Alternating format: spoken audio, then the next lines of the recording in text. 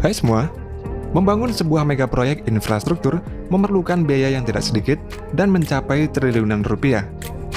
Meskipun mengeluarkan biaya yang sangat besar, namun mega proyek tersebut sangat dibutuhkan dan bermanfaat sekali bagi masyarakat di sekitarnya. Terbesar dan termahal di atas laut. Mega proyek Mose Venezia.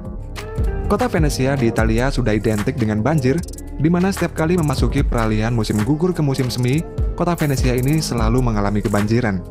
Hal tersebut dikarenakan karena kota Venezia ini dibangun di tengah-tengah laguna, sehingga kota Venezia ini memiliki fenomena alam yang disebut dengan aqua alta. Aqua alta atau air tinggi ini sudah ada sejak abad ke-5, dan terjadinya aqua alta ini karena pengaruh air pasang, suhu atmosfer yang rendah, dan angin kencang yang berasal dari Laut Adriatik, sehingga menyebabkan banjir. Pada November tahun 2019, hampir 80% kota Venezia ini mengalami banjir yang mencapai ketinggian 187 cm. Karena parahnya banjir tersebut, akhirnya pemerintah setempat membuat mega proyek yang disebut dengan mega proyek Mose yang dimulai pada tahun 2003. Mose ini merupakan sistem pertahanan yang terintegrasi yang dikendalikan oleh gate atau pintu gerbang air untuk mencegah kota Venezia dari banjir. Sistem Mose ini terdiri dari 78 pintu gerbang air yang masing-masingnya memiliki panjang 20 meter. Proyek Mose ini sendiri menghabiskan biaya sebesar 7 miliar US dollar atau setara dengan 101,5 triliun rupiah. Sistem Mose tersebut ditempatkan di sepanjang pesisir pantai dan berada di 3 lokasi yang berbeda, yaitu Malamocco, Chioggia, dan Lido. Untuk proses kerjanya, ketika Mose sedang tidak aktif, Mose ini akan terbaring di dalam air laut. Dan saat diaktifkan, pintu gerbang air seberat 42 ton tersebut akan naik ke atas dan akan menghalangi gelombang air pasang laut yang akan masuk ke kota. Naiknya pintu gerbang air tersebut dikarenakan karena adanya udara yang terkompresi yang disalurkan ke dalam pintu gerbang air, sehingga air laut pada pintu gerbang akan keluar otomatis dan membuat pintu gerbang tersebut akan naik. Pintu gerbang air ini dapat menghalangi gelombang air pasang setinggi 3 meter. Kemudian setelah selesai digunakan, pintu gerbang tersebut akan otomatis turun ke bawah air laut lagi. Untuk proses naiknya, pintu gerbang ini memakan waktu 30 menit, sedangkan untuk proses turunnya akan memakan waktu sekitar 15 menit. Pada proses pembuatannya, housing atau tempat pintu gerbang air ini berada, dibuat pada lokasi yang berbeda, yang kemudian ditenggelamkan ke dasar laut. Housing tersebut memiliki ukuran yang sangat besar dan berat masing-masing housing ini mencapai ribuan ton. Dan housing ini terhubung dengan daratan melalui caisson. Ketika uji coba pertama pada tahun 2020 yang lalu, sistem Mose ini berhasil lolos tes setelah berhasil melindungi kota Venezia dari gelombang air pasang setinggi 1,3 meter. Dan sejak itu, Mose ini terus dikembangkan performanya. Untuk setiap tahunnya, biaya perawatan proyek Mose ini menghabiskan dana 100 juta euro atau setara dengan 1,6 triliun rupiah. Mega proyek Afsluitdijk di Belanda. Afsluitdijk adalah bendungan dan jalan raya sepanjang 32 km yang berfungsi untuk melindungi area daratan rendah Belanda dari banjir. Bendungan Afsluitdijk ini memisahkan Laut Wadden dan Danau Ixelles di bagian utara Belanda, serta merupakan bagian dari proyek Zuiderzeeweging. Dalam sejarahnya, ketika bendungan Afsluitdijk ini dibangun pada tahun 1927, bendungan ini merupakan bendungan yang terbesar di dunia yang pernah dibangun pada waktu itu. Fungsi bendungan ini sangatlah besar bagi Belanda, di mana bendungan Afsluitdijk ini banyak menyelamatkan nyawa dari banjir besar yang melanda pada tahun 1953. Pembangunan bendungan Afsluitdijk ini dimulai pada 4 titik lokasi di sepanjang bendungan yang kemudian ditimbun dengan material langsung ke dasar laut, sampai mencapai permukaan laut. Batuan basal digunakan untuk memperkuat bendungan yang kemudian dilapisi pasir dan tanah liat sampai ketinggian tertentu. Dan di bagian atasnya diberi rumput yang berguna untuk menahan material di bawahnya.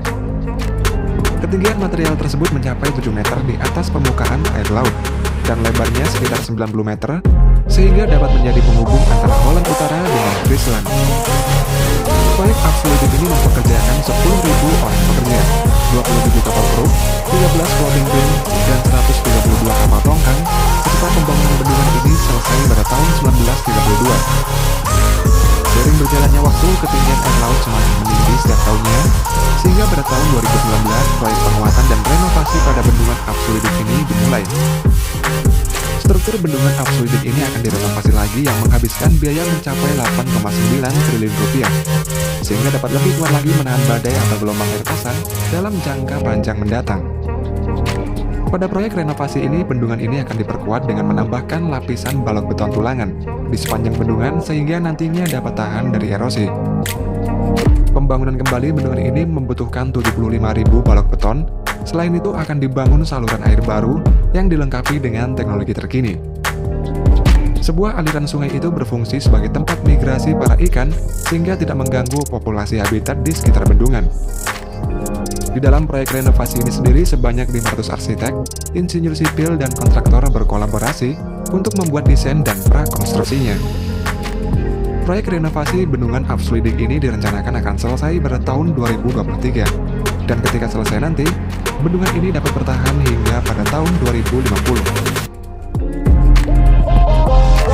Tuas Megaport Singapura. Singapura merupakan negara dengan pelabuhan peti kemas yang terbesar di dunia, dan baru-baru ini Singapura mulai membangun lagi tuas Megaport yang berkapasitas 2 kali lipat dari kapasitas pelabuhan yang ada saat ini. Kapasitas pelabuhan peti kemas Singapura saat ini berkapasitas 36 juta TEU, dan nantinya tuas Megaport ini dirancang untuk menangani 65 juta TEU. Saat beroperasi pada tahun 2040 nanti, tuas Megaport ini akan menjadi pelabuhan peti kemas baru di Singapura dan menjadi pelabuhan full otomatis yang terbesar di dunia. Di antara inovasi yang akan ditampilkan di tuas Megaport ini adalah armada kendaraan tanpa pengemudi dan sepenuhnya digerakkan oleh listrik untuk mengangkut kontainer antara dermaga dan terminal.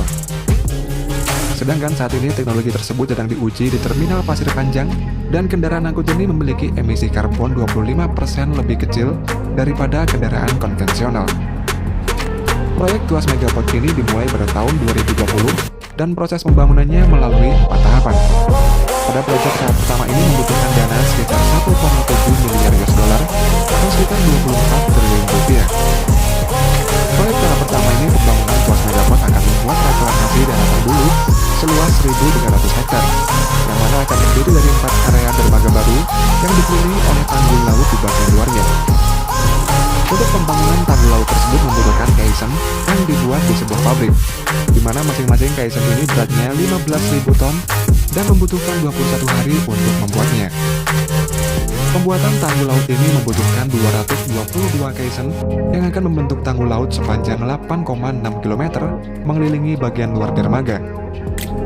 Setiap caisson ini memiliki 10 lapisan balok beton yang dikerjakan siang dan malam tanpa henti, serta tiap lapisan pengerjaan caisson ini harus dikerjakan dengan hati-hati dan selalu dipantau. Setelah caisson selesai dibuat, selanjutnya caisson tersebut akan didorong dengan steel track menuju floating dock atau dermaga apung.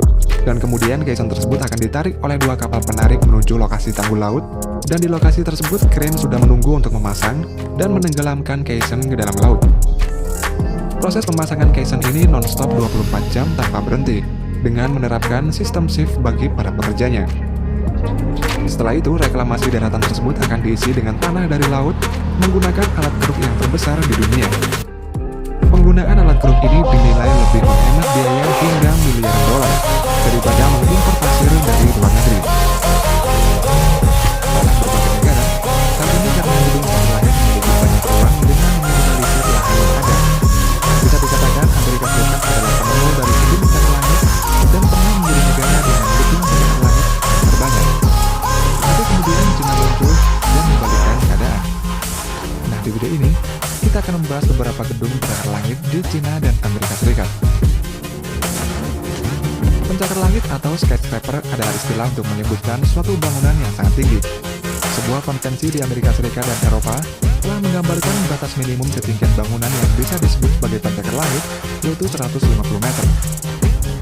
Gedung pencakar langit atau skyscraper merupakan penemuan dari Amerika Serikat yang pertama kali dibangun di Chicago, lalu di New York pada akhir tahun 1800-an. Seiring berjalannya waktu, skyscraper ini menjadi simbol pertumbuhan dan kekuatan ekonomi Amerika Serikat. Sepanjang abad ke-20, Amerika Serikat mendominasi perlombaan untuk skyscraper. Namun sekarang pada abad ke-21, banyak perubahan drastis di mana tidak hanya Amerika Serikat saja yang membangun skyscraper, tapi juga negara China. Pembangunan skyscraper di China yang akhir-akhir ini telah berkembang dengan sangat pesat, dan dengan cepat menyusul Amerika Serikat di hampir setiap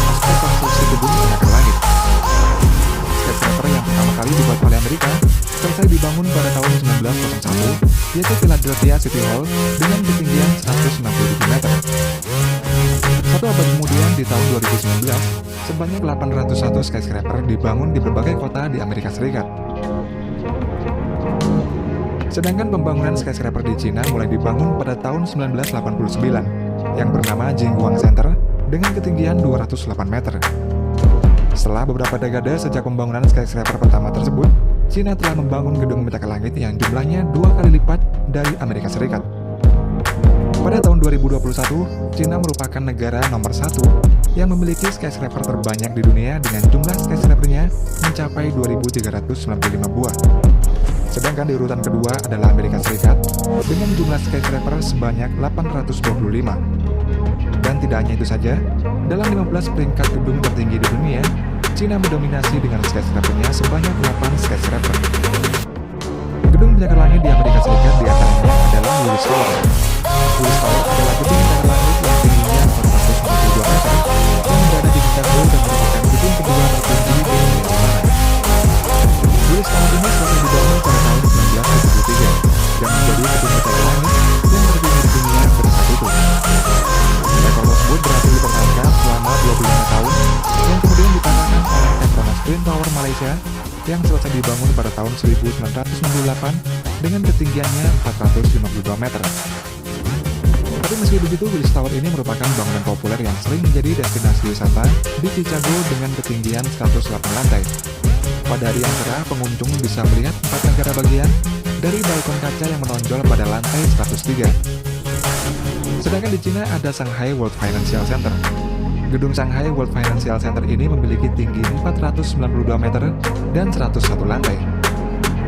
Gedung pencakar langit ini mulai dibangun pada tahun 1997 dan selesai 11 tahun kemudian pada tahun 2008.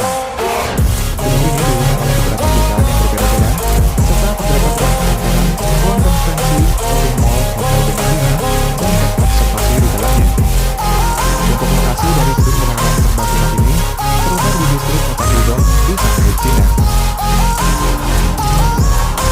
Kemudian untuk gedung tertinggi di Amerika dipegang oleh One World Center.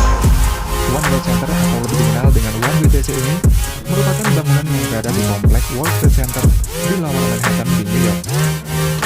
Ketika One WTC ini selesai dibangun pada tahun 2013, One WTC ini menjadi gedung pencakar langit tertinggi di Amerika Serikat dengan ketinggian 541,3 meter.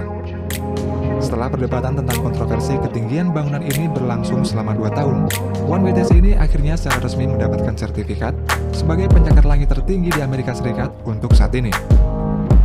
Dewan Bangunan Tinggi atau yang disingkat dengan Citibook mengumumkan bahwa menara yang menjulang 541,3 meter dengan 94 lantai ini merupakan menara tertinggi setelah menghitung secara resmi ketinggian gedungnya. Sedangkan di Cina, gedung tertinggi dipegang oleh Shanghai Tower. Gedung pencakar langit Shanghai Tower ini merupakan gedung pencakar langit tertinggi kedua di dunia yang tingginya mencapai 632 meter dan 121 lantai. Shanghai Tower ini memiliki 97 elevator yang memiliki kecepatan 76 km per jamnya. Dan di dalam gedung ini terdapat atrium, restoran, dan berbagai macam fasilitas. Gedung ini selesai dibangun pada tahun 2015 dan memiliki bentuk spiral yang mewakili kebudayaan Shanghai sebagai lambang dinamisme modern di China. Selain desain spiralnya, gedung ini juga menggunakan teknologi terbaik yang memiliki kemampuan untuk mengurangi beban angin sebanyak 2%, serta dilengkapi dengan sistem anti gempa dan anti badai. Kemudian pada tahun 2016 yang lalu, Shanghai Tower ini juga dinobatkan sebagai gedung pencakar langit yang terbaik di dunia oleh Dewan Bangunan Tinggi atau Citibook di Chicago, Amerika Serikat. Sedangkan untuk gedung dengan bentuk yang unik, di Amerika ada Transamerica Pyramid Building. Transamerica Pyramid ini adalah gedung pencakar langit yang berbentuk piramid ramping setinggi 260 meter yang berlokasi di kota San Francisco. Ketika gedung pencakar langit ini selesai dibangun pada tahun 1972, Transamerica Pyramid ini merupakan gedung tertinggi di wilayah barat Amerika Serikat dan bangunan tertinggi ke-8 di dunia. Gedung Transamerica Pyramid ini adalah salah satu bangunan yang paling ikonik di San Francisco, yang dimiliki oleh Transamerica Corporation dan dirancang oleh arsitek William Ferreira. Sejak dibangun pada 1972, gedung yang memiliki 48 lantai ini menjadi gedung tertinggi di San Francisco dari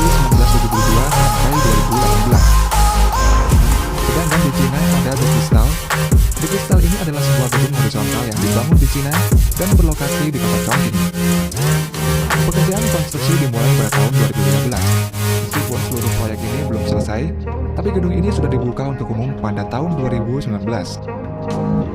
Bangunan ini memiliki ketinggian 250 meter dengan fasilitas skybridge atau jembatan langit. Jembatan ini membentang sekitar 300 meter di atas 4 gedung tinggi dengan beratnya sekitar 12.000 ton. Fasilitas ini juga terhubung dengan 2 gedung pencakar langit lainnya melalui jembatan cantilever. Jembatan dengan tinggi 26,5 meter dan lebar 32,5 meter ini merupakan skybridge tertinggi kedua di dunia setelah Kingdom Center di Arab Saudi.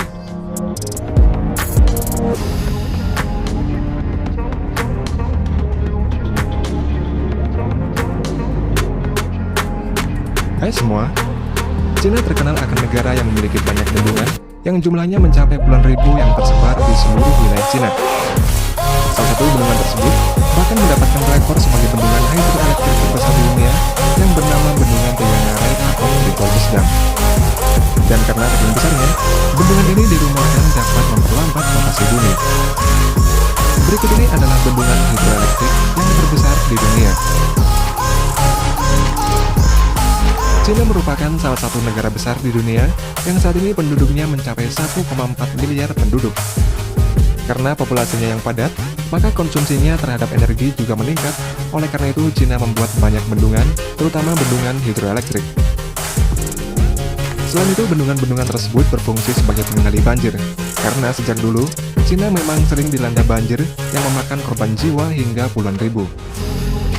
Bendungan-bendungan ini juga salah satu upaya Cina dalam rangka meningkatkan jalur transportasi air mereka, yang setiap tahunnya ini selalu bertambah jumlahnya. Dalam rangka pencarian mencari tenaga listrik terbarukan, para insinyur Cina membangun bendungan besar dengan kecepatan yang tak tertandingi dalam sejarah manusia. Banyak bendungan yang dibuat oleh Cina ini jauh lebih besar dari bendungan yang ada di dunia ini, yang memiliki tinggi lebih dari 221 meter dan mampu menghasilkan lebih dari 2.000 megawatt listrik. Sejak tahun 1950-an, Cina telah membangun sekitar 22.000 bendungan setinggi lebih dari 15 meter. Dan kira-kira jumlahnya ini setengah dari total bendungan yang ada di dunia saat ini. Selama 1990-an, ketika pertumbuhan ekonomi melonjak dan polusi udara mendorong untuk kebutuhan energi bersih, Cina mengatasinya dengan membuat bendungan-bendungan besar. Pada tahun 2020, Cina bertujuan menghasilkan 120.000 megawatt energi terbarukan dan sebagian besar merupakan pembangkit listrik tenaga air. Salah satu bendungan yang terbesar tersebut adalah Bendungan Tegangarai yang selesai dibangun pada tahun 2008. Dan bendungan ini membentang 2,4 km serta memiliki kapasitas 22.500 megawatt. Bendungan Tegangarai ini adalah bendungan hidroelektrik dengan tinggi 185 meter, lebarnya sekitar 115 meter, serta kapasitas tampung airnya sebanyak 39,3 miliar meter kubik. Terdapat 3 area pada Bendungan Tegangarai ini, yaitu bendungan ini sendiri, pembangkit listrik tenaga air, serta sistem kunci dan lift kapal. Terdapat juga 32 generator set turbin dengan kapasitas pembangkit per unitnya ini sebesar 700 megawatt yang terpasang di tepi kiri dan kanan PLTA Tegangarai ini. Untuk biaya pembangunan Bendungan Tegangarai ini menghabiskan biaya sebesar 24 miliar US dollar atau setara dengan 333 triliun rupiah. Pembangunan Bendungan Tegangarai ini diperkirakan membutuhkan sebanyak 28 juta meter kubik beton, 40.000 orang pekerja, serta memakan waktu 15 tahun lamanya. Pembangunan Bendungan Tegangarai ini terbagi dalam 3 fase. Tahap persiapan dan fase pertama konstruksi mulai dari tahun 1993 sampai 1997. Setelah itu pada tahap kedua berlangsung antara 1998 sampai tahun 2003, dan pada tahap kedua ini juga dibangun siplok seperti pada terusan Panama yang berfungsi sebagai jalur lalu lintas kapal. Pemasangan siplok ini bertujuan untuk meningkatkan kapasitas pengiriman kapal dari 10 juta menjadi 100 juta ton per tahunnya. Terdapat 2 siplok dengan 5 tingkat pada bendungan ini, dan untuk melewatinya membutuhkan waktu sekitar 4 jam. Siplok ini hanya dapat dilewati dengan kapal yang memiliki berat maksimum 10.000 ton, serta panjang maksimumnya 280 meter dan lebar 35 meter. Dan untuk setiap harinya, maksimal 18 kapal yang dapat melewati siplok ini. Selain siplok, pada Bendungan Tegangarai ini juga ada lift kapal kapal 5 tingkat, yang mana dapat mengangkat kapal dengan berat hingga 3.000 ton. Pada tahun 2004 sampai 2009 merupakan tahap terakhir. Untuk tahap terakhir ini adalah pemasangan sisa generator turbin yang total semuanya berjumlah 26 buah, namun pemasangan generator turbin ini berlanjut sampai dengan tahun 2012 dengan jumlah total 32 generator. Selama masa pembangunan bendungan ini, banyak masyarakat Cina yang telah mengalami relokasi akibat pembangunan mega proyek ini, di mana sebanyak 1,2 juta orang terpaksa pindah dan mencari rumah baru. Dan sampai saat ini, pemerintah Cina masih memindahkan orang keluar dari daerah tersebut dan diperkirakan akan memindahkan lagi ratusan ribu orang keluar dari wilayah tersebut di tahun-tahun mendatang. Dan mereka yang terkena relokasi diberikan kompensasi berupa pembayaran tanah dan rumah serta pekerjaan baru. Meskipun bendungan ini menghasilkan emisi karbon yang jauh lebih sedikit daripada pembangkit listrik tenaga batu bara, terdapat rumor yang beredar selama lebih dari 1 dekade jika bendungan Tiga Nari ini dapat memperlambat rotasi bumi. Volume air yang ditampung dalam bendungan Tiga Nari ini diketahui memiliki berat lebih dari 39 miliar meter kubik. Pergeseran massa seperti itu akan berdampak pada berubahnya rotasi bumi karena fenomena yang dikenal sebagai momen inersia. Benda yang awalnya diam maka akan tetap diam, dan yang awalnya bergerak maka akan tetap bergerak dengan kelajuan tetap, dan kecenderungan benda untuk mempertahankan diri ini disebut dengan inersia. Sedangkan momen inersia adalah ukuran mempertahankan diri suatu benda untuk berotasi terhadap porosnya. Semakin jauh jarak suatu massa ke poros rotasinya, maka dia ini akan berputar semakin lambat ke depannya. Seperti pada atlet ice skating, saat atlet itu merentangkan tangan atau salah satu kakinya, maka kecepatan sudut yang dia peroleh ini rendah sehingga dia ini berputar dengan pelan. Kemudian dengan melipat kedua tangannya atau merapatkan kakinya, maka atlet itu memperkecil momen inersianya terhadap poros, dan hasilnya adalah sang atlet ini berputar lebih cepat. Hal itu hampir sama dengan bendungan ini. Dengan menahan 39 miliar meter kubik air di ketinggian 170 km, maka akan meningkatkan momen inersia bumi, dan dengan demikian memperlambat rotasi bumi.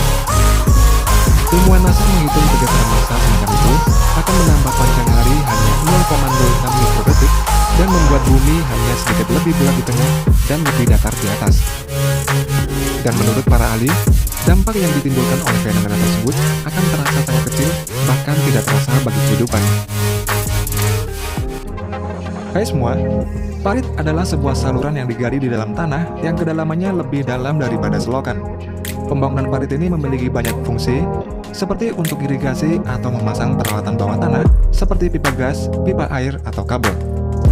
Untuk pembangunan dan penggalian parit ini memerlukan alat konstruksi yang jenisnya sangat bermacam-macam. Berikut ini adalah beberapa mesin konstruksi parit yang paling canggih di dunia. Wolfe 8000 Wheel Trencher. Wheel Trencher ini merupakan mesin penggali parit yang dibuat oleh perusahaan yang bernama Wolfe dari Ontario, Kanada. Mesin Wolfe 8000 ini dapat menggali parit sampai kedalaman maksimum 2,4 meter dan lebar maksimum parit mencapai 1,16 meter. Banyak sekali fitur yang terdapat pada mesin Wolfe ini. Di antaranya adalah dilengkapi dengan GPS yang bertujuan agar pengerjaannya ini tepat pada lokasi yang telah ditentukan. Kemudian ada sebuah boom crane yaitu dengan hidrolik panjang yang digunakan untuk memindahkan benda besar. Boom crane tersebut bersifat opsional atau tambahan yang bisa dipasang dan dilepas dengan mudah, dan di dalam Wolfe 8000 ini boom crane tersebut biasanya digunakan untuk mengangkat pipa yang akan dipasang di dalam parit. Terdapat juga sebuah trench box yang dipasang di bagian depan, yang berfungsi untuk mencegah tanah agar tidak longsor. Setelah pipa-pipa tersebut dipasang di parit, kemudian parit tersebut akan ditimbun kembali dengan tanah galian menggunakan ekskavator.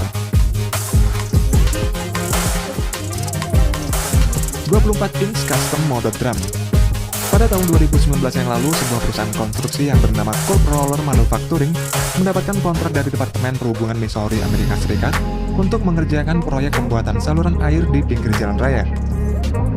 Dalam proyek pembuatan saluran air tersebut menggunakan alat konstruksi yang bernama Cold Roller tersebut, yaitu sebuah mesin skrid yang telah dimodifikasi sendiri oleh perusahaan konstruksi tersebut. Mesin yang dinamai custom molded drum ini memiliki lebar 24 inch atau 60 cm yang terbuat dari besi baja seberat 453 kg. Dalam proses kerjanya, campuran semen akan dituangkan dari truk semen di bagian belakang mesin skrid ini. Kemudian mesin tersebut akan berputar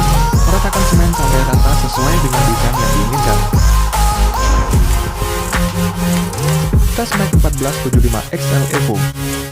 Mesin yang bentuknya mirip gergaji mesin raksasa ini dibuat oleh perusahaan yang bernama Tesmac dari Milan, Italia. Mesin ini berfungsi untuk membuat parit dengan cepat dan sering digunakan oleh para perusahaan konstruksi. 1475 XL Evo ini adalah salah satu mesin penggali parit yang terbesar yang diproduksi oleh Tesmac yang termasuk dalam kelas 100 metrik ton. Mesin penggali ini dilengkapi dengan Trenstronic yang memiliki daya 630 tenaga kuda dan dapat menggali parit hingga kedalaman 4,88 meter. Gergaji pada mesin ini mengkombinasikan tarikan rantai yang tinggi dan kecepatan rantai yang rendah berkat adanya gearbox dan komponen hidrolik yang berteknologi modern. Dengan teknologi Evo pada mesin 1475 ini dapat meningkatkan produktivitas dan mengurangi konsumsi gigi pada gergaji sehingga dapat menghemat biaya perawatan. Selain itu, gergaji pada mesin 1475 ini juga dapat menghancurkan batu yang sangat keras sekalipun. Concrete canvas.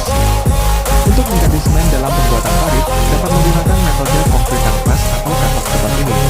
Pada dasarnya bahan concrete canvas ini adalah beton dalam bentuk gulungan yang tahan api dan tahan air. Concrete canvas ini sangat fleksibel dan terdiri dari 4 lapisan.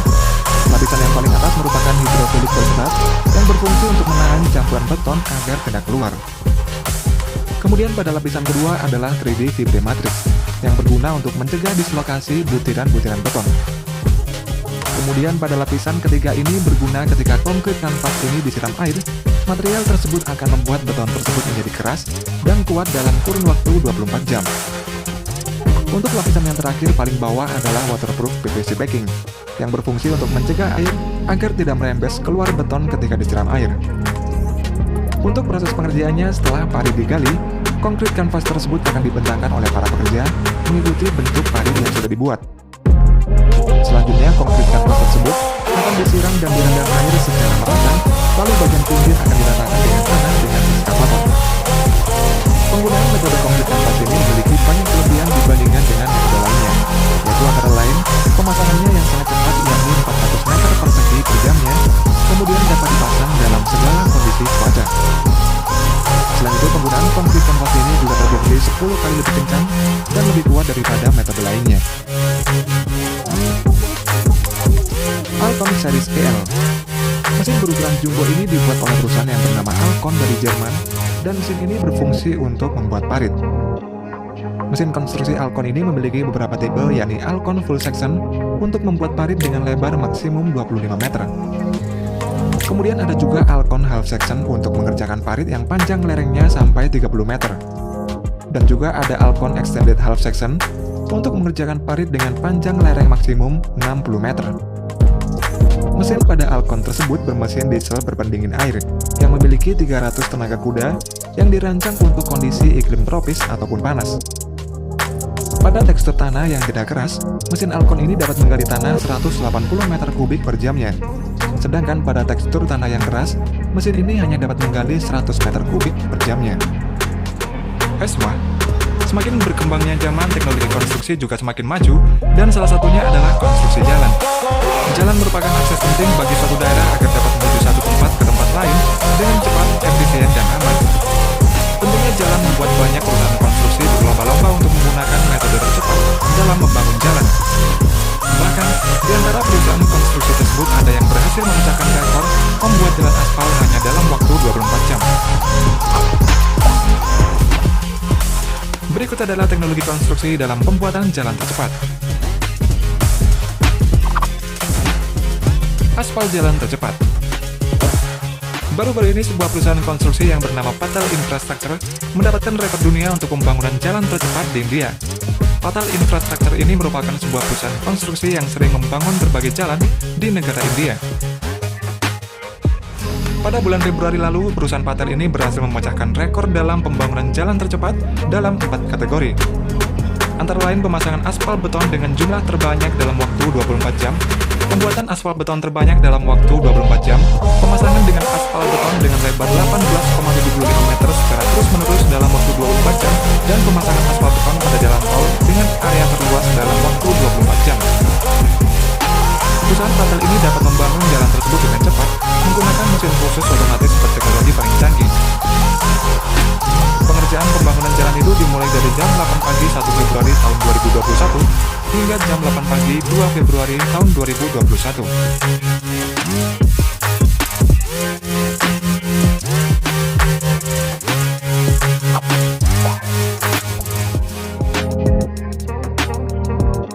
Aspal tidak hanya berwarna hitam saja, namun ada juga aspal yang berwarna merah yang biasanya berada di pinggir jalan raya.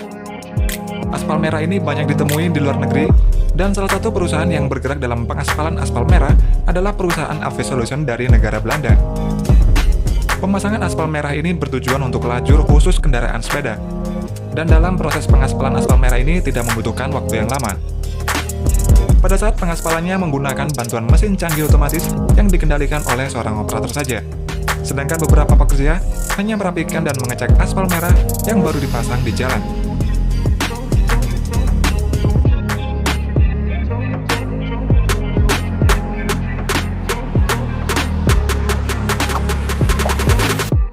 Menambal aspal berlubang. Jalan aspal yang berlubang memang perlu ditambal dengan aspal agar tidak membahayakan para pengguna jalan. Seperti perusahaan konstruksi jalan Prancis ini, mereka ini memiliki metode khusus dalam menambal jalan raya yang aspalnya berlubang. Mereka menggunakan truk pengaspal yang bernama Fat CV Transport yang canggih dan otomatis yang dapat dikendalikan dengan remote control. Pengerjaan penambalan tersebut tidak memerlukan banyak tenaga kerja. Truk pengaspal ini dapat menambal jalan aspal dengan cepat, dibantu dengan beberapa pekerja yang bertugas untuk merapikan aspal. Selain untuk menambal, truk pengaspal ini juga dapat mengaspal trotoar dan bus shelter di area yang sulit dijangkau dengan sangat mudah.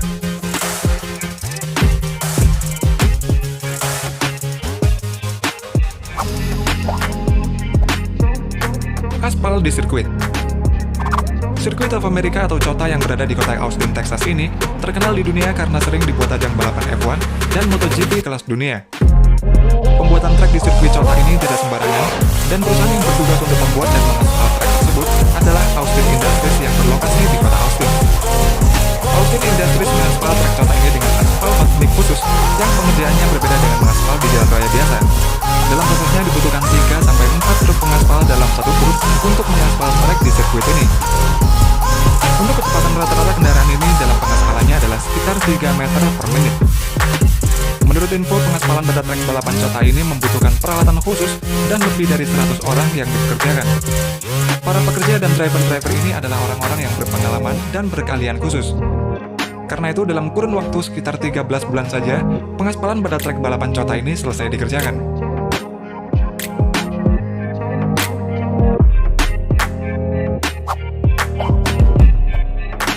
Jalan beton cor. Tidak semua jalan raya dilakukan pengaspalan, ada beberapa jalan yang dibangun dengan beton cor. Jalan beton cor dinilai lebih kuat dalam menahan tekanan saat dilalui kendaraan besar, dan juga penggunaan beton cor ini dibangun pada area yang memiliki kondisi tanah gerak. Perusahaan yang bernama Gomaco Corporation yang berlokasi di Peru ini merupakan salah satu perusahaan konstruksi yang khusus membangun jalan beton cor. Dalam proses pengerjaannya, pembangunan jalan beton cor ini menggunakan mesin berat canggih yang bisa langsung mencampur bahan material dengan besi untuk membuat beton cor. Selain jalan raya, perusahaan Gomaco ini juga dapat membangun jalan beton cor untuk jalan trotoar. Karena keahliannya tersebut, perusahaan Gomaco ini sering dikontrak untuk proyek pembangunan jalan di berbagai negara.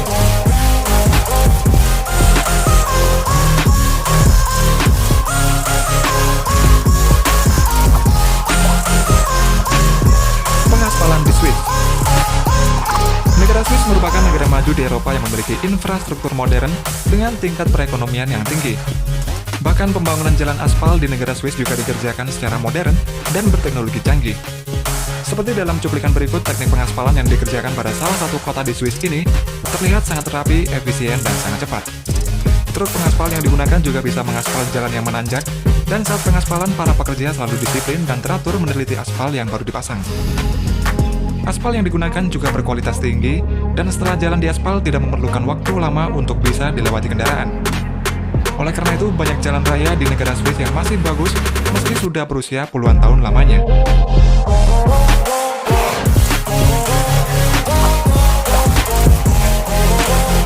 Chip sealing. Chip seal adalah pemberian satu lapisan aspal yang diikuti dengan pemberian satu lapisan chipping. Pemberian aspal dan chipping ini dapat dilakukan berulang kali dengan teknik dan ukuran chip yang diinginkan, dan metode ini banyak digunakan di jalan-jalan di seluruh dunia.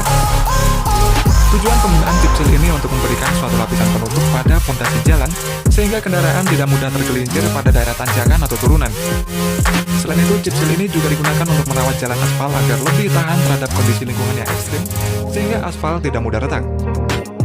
Namun, umur pemasangan chip seal ini hanya sekitar 6-8 tahun, dan kemudian akan diperbarui lagi. Penggunaan chip seal ini dinilai lebih hemat biaya daripada harus membangun aspal lagi dari awal jika jalan aspal tersebut mengalami kerusakan atau keretakan. Pemasangan chip seal ini juga tidak butuh waktu yang lama. Setelah setengah jam di chip seal, jalan tersebut sudah bisa dilewati oleh semua kendaraan. Oke teman-teman, thanks sudah nonton video ini. Jangan lupa subscribe dan aktifkan tombol loncengnya agar tidak ketinggalan video menarik lainnya.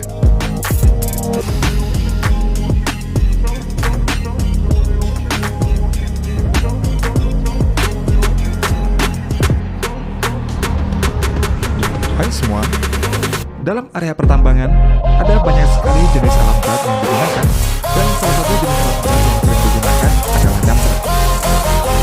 Dump truck merupakan alat pengangkut yang digunakan untuk memindahkan material seperti tanah, batu, kerikil, pasir, dan hasil tambang lainnya dari satu lokasi ke lokasi lain.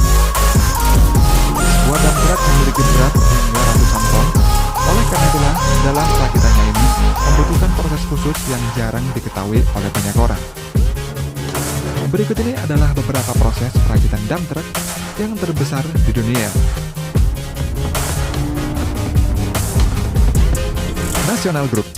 National Group merupakan sebuah perusahaan penyedia layanan dan pengiriman alat-alat berat bagi perusahaan pertambangan yang berasal dari Australia. Salah satu perusahaan yang memanfaatkan layanan National Group adalah perusahaan Anglo-American yang bermarkas di London, Inggris. Anglo-American ini membutuhkan sebanyak 16 unit dump truck 830 Komatsu dan bekerjasama dengan National Group dengan perjanjian sewa. Dengan sistem sewa ini, dump truck dinilai lebih efisien dan hemat daripada membeli sebuah dump truck yang harganya mencapai miliaran rupiah per unitnya. Dalam prosesnya, National Group ini menggunakan komponen-komponen dump truck 830 ini dari perusahaan Komatsu dan kemudian nantinya dirakit di pabrik National Group di Hunter Valley di Australia. Untuk merakit ke 16 dump truck ini membutuhkan waktu selama 2 bulan, dan pengerjaannya ini dilakukan di luar ruangan.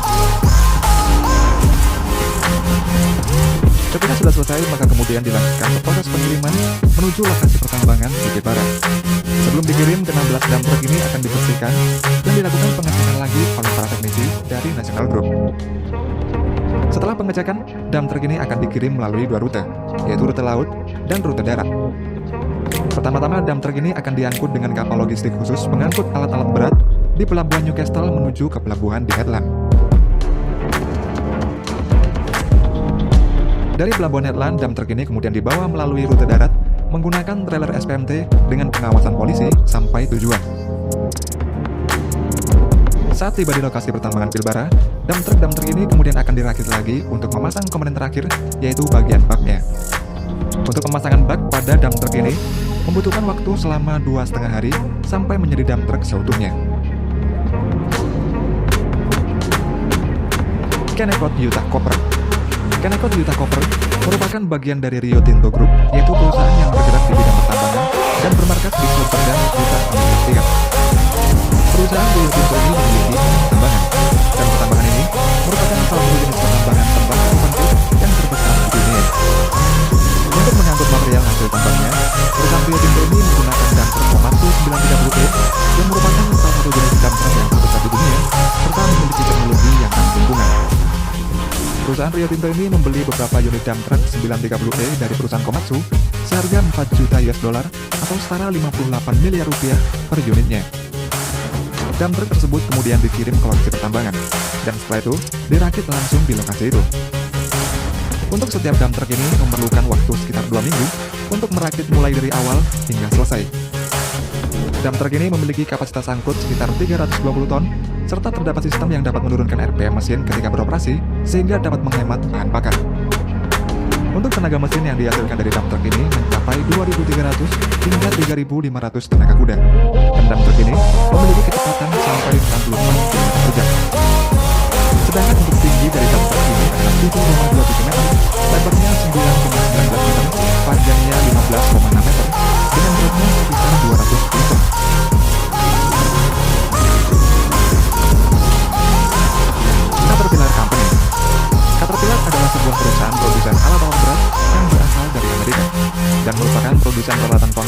terbesar di dunia pada tahun 2018 yang lalu.